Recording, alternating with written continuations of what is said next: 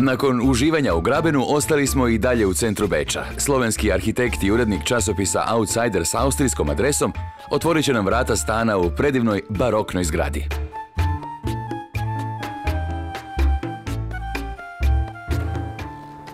Dobar dan, izvolite.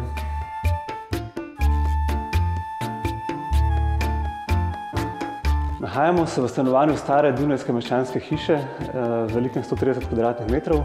To stanovanje sem letos preuredil.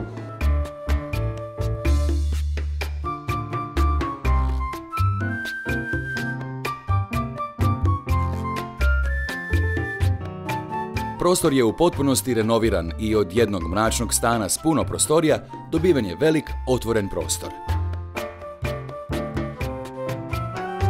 Arhitektura je postala nevtralen okvir vsem predmetom, vsakodnevnim predmetom uporabnikov, lastnikov stanovanja, ki so jih imeli že prej in ki so bili nekje želja, da jih v novo okolje umestimo. Gre za stole, skrinjo, naprava za rezanje pršuta, slike, umetnost, tako naprej. In vse to povezuje, vse to je bilo mogoče le tako, da smo ustvarili nevtralen okvir, v katerega je potem vse te različne stvari mogoče postaviti. Tako je okvir koji je postavljen vrlo neutralan, bez dodatnih ukrasa. Hrastov parket slagan je starim načinom postavljanja u riblju kost. Kuhinjski dio elementima je spojen s hodnikom i rađen je po mjeri. Kao i dio namještaja u dnevnom boravku, neutralan je i ne ističe se. Naglasak je na starim, antiknim komadima.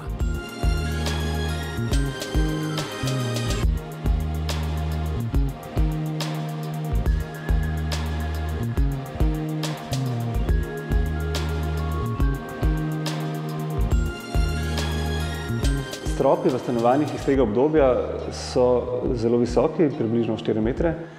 Višino smo obdržali. Ohranili smo štukature originalne, kjer so bile. Podrli smo kar nekaj zidov, zato da smo prostor povečali oziroma povezali manjše prostore med sabo.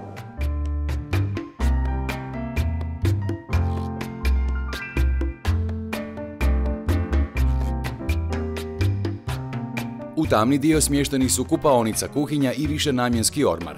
Problem svjetlosti riješen je rasvjetnim tijelima i ogledalima koja reflektiraju.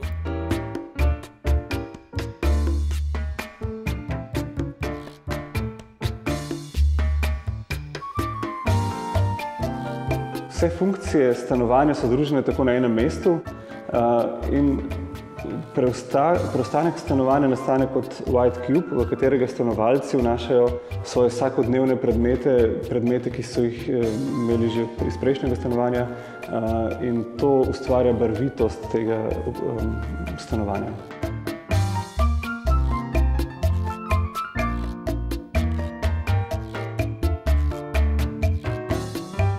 Nakon posjeta Beču vraćamo se u Zagreb. Sa sobom nosimo divne uspomene i nastavljamo potragu za novim arhitektonskim rješenjima i inspirativnim interijerima.